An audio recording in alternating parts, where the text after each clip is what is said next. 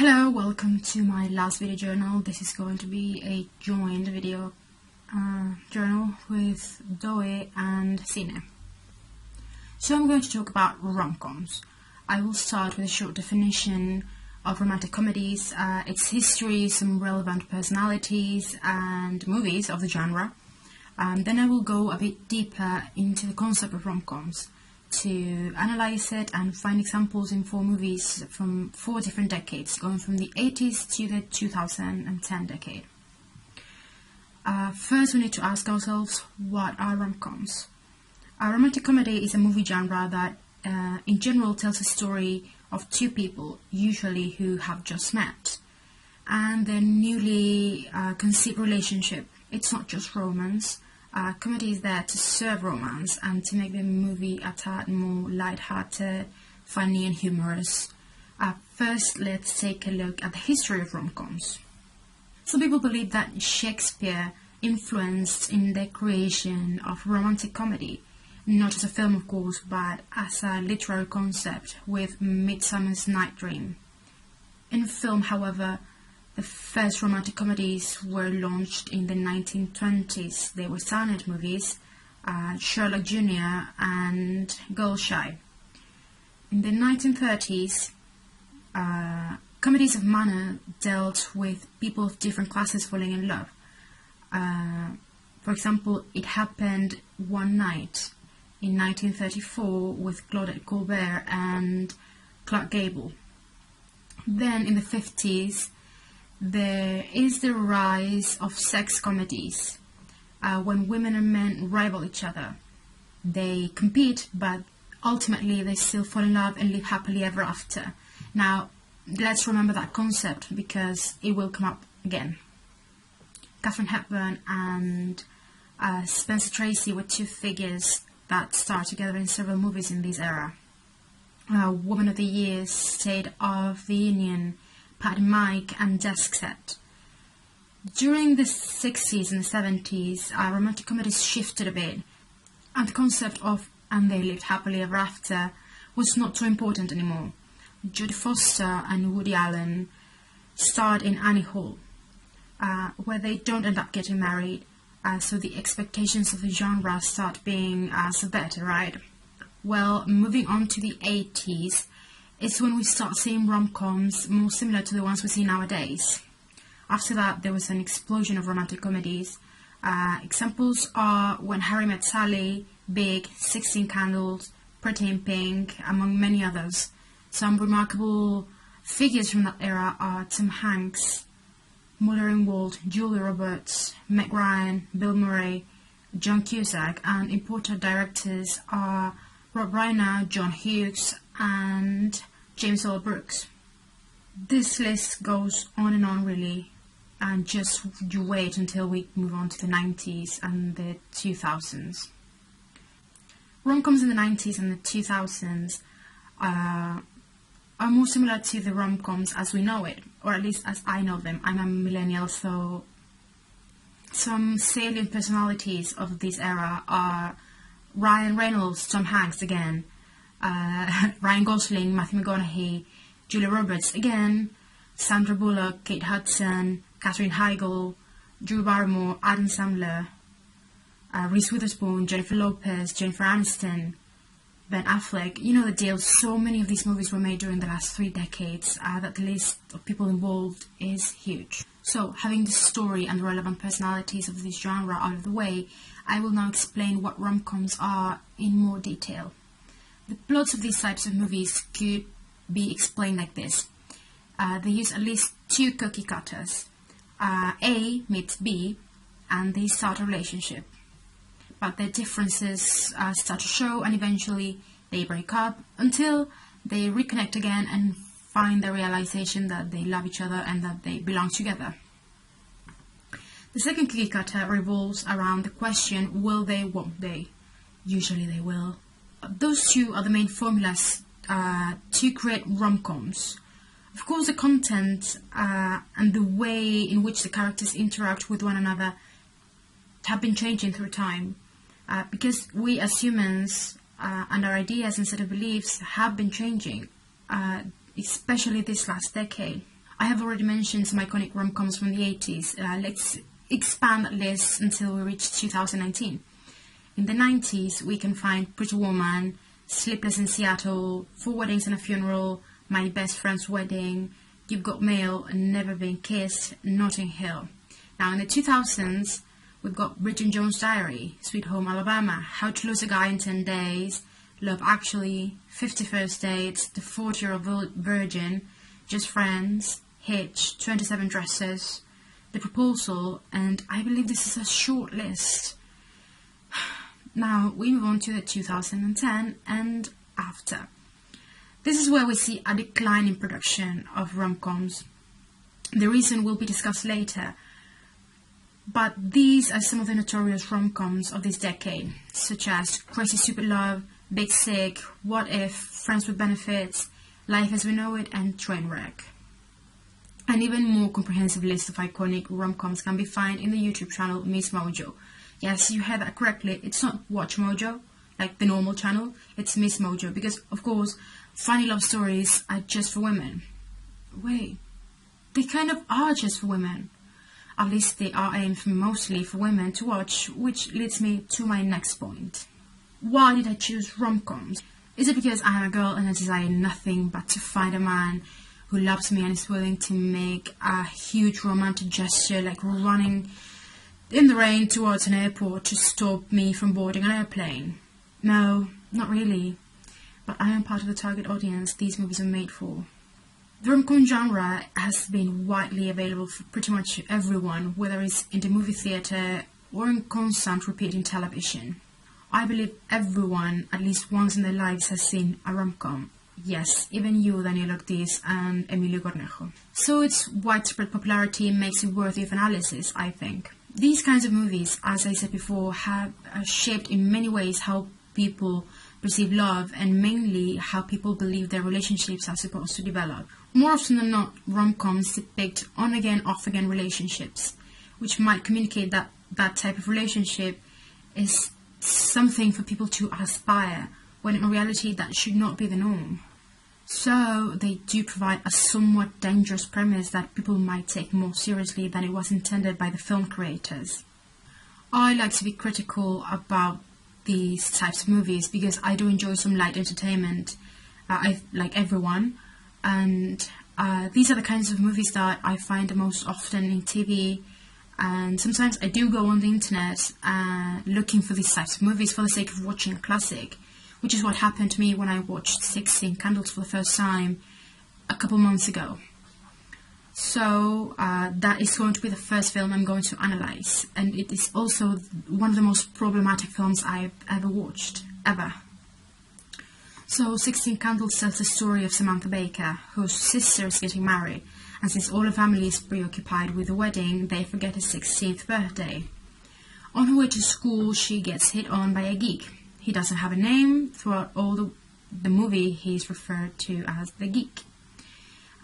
She repeatedly says no to him, but he ignores her again and again. This dynamic continues throughout the movie. She keeps saying no because she is in love with the most popular kid in school, Jake Ryan, who happens to be in a relationship with the most popular girl and the most voluptuous woman in the school, Caroline. During a school dance, the geek still bothers Samantha and admits that he just wants people to think that he slept with someone. So she agrees to give him her underwear, which he then shows to all his friends to gain recognition as the man that he is because he has had sex with another woman. And the most problematic point of this movie comes when Jake Ryan decides to throw a party in his house, attracting everyone in the school. After his house is trashed, him and the geek kind of connect for some reason because they are cleaning the house. And after Jake realizes that he is falling out of love with Caroline, he decides to tell the geek that he is allowed to take his car with his blackout drunk girlfriend Caroline and do whatever he wants. He basically gives him permission to rape his ex-girlfriend. Caroline and the geek wake up the next day in the car and realize what has happened and dismiss it as if it's no big deal. What is more, Caroline and her rapist, the geek, start a relationship. In the end, Jake Ryan and Samantha Baker end up together after only having spoken 2 times. Literally 2 times. So I think the problems with this movie are pretty clear. Being the 80s, most people may not have realized the inappropriateness of this screenplay, which is not only sexist but fairly racist, including an absurd depiction of an Asian foreign exchange student whose only role in the movie is to ridicule an entire continent. The lessons people can draw from this film are that if you insist hard enough, a woman might give in to your relentless requests, and that it is okay to have sex with an unconscious woman, as long as you're a lovable geek. That it is also okay for people to rush into relationships with people that they barely know. The second movie I'm going to analyze very briefly is My Best Friend's Wedding. I'm sure you know the plot of the movie. Julian, played by Julia Roberts, thinks it's okay to prevent the wedding of his best friend Michael, just because she has realized that she's in love with him. In the process, she hurts so many innocent people like the bride and Michael himself. She is so focused in breaking them apart, yet people still root for her. We, the audience, still root for her to win him over. This movie is actually making a side with a bad person, which is an argument that I heard in another channel called Cracked, where they say that rom-coms tend to do that. They make a side with a villain. We hope that they succeed in finding and keeping their love no matter what it is that they have to do to get to that ending. Next, we have movies that are not so problematic but that do fit the cookie cutter that I previously mentioned. 27 Dresses and What If. The first, 27 Dresses, is a story about a woman who has been a bridesmaid 27 times, but she has not been able to marry the man of her dreams, her boss. He's not in love with her, by the way. A journalist takes interest in her story, and he writes a report about her obsession with wedding dresses when he notices that she has kept every dress she's worn to other people's weddings. They are 2 very different people that start falling in love and put aside their differences. But then they separate after she's humiliated because he published his report.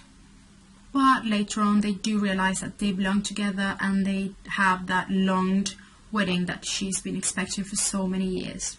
There we can observe the trope of the wedding-obsessed girl and how men don't really care about it or any of the emotional stuff attached to a relationship. We see an emotionally irresponsible man that is later changed by the woman as if she is a therapy that he has always needed.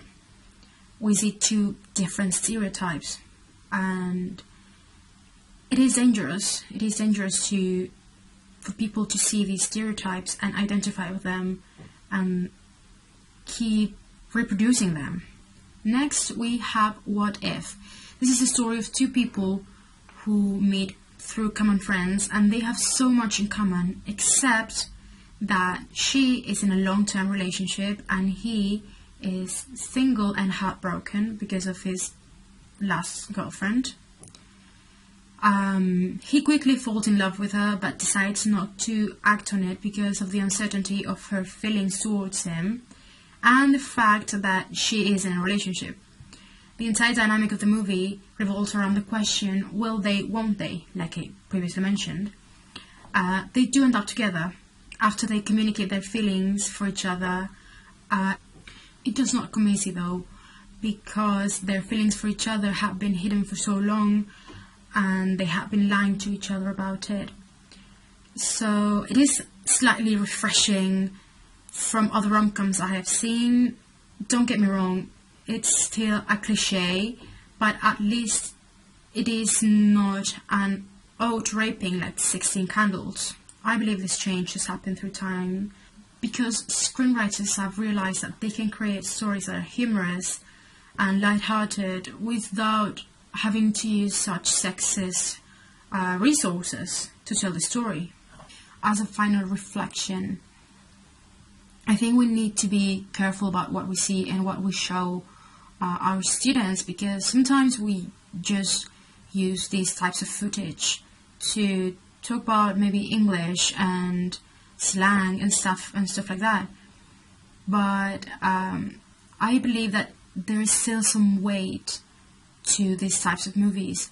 We can use it to make them think critically, to make them question their relationships, especially with rom-coms, because we in this last decade we have been seeing how the paradigms have been shifting, how emotional responsibility needs to happen in a relationship for it to work. And even though these movies are filled with stereotypes and tropes that might be harmful for students or for anyone to see, they still provide a point of reflection. It will also serve to put into perspective a bit of history of popular culture, maybe, about the things that used to be accepted and that aren't anymore. Like in 16 Candles, it was okay to call an Asian person derogatory names, which it no longer is. It's not acceptable under any circumstance. So I do think that romantic comedies can bring discussion to the table, definitely. And I think it can influence in the way that people relate to one another and in the way that we perceive our emotional relationships. It doesn't matter if it's a romantic relationship or not. So movies still have this sort of social responsibility that nowadays it is being more taken into consideration. So this was my last video journal.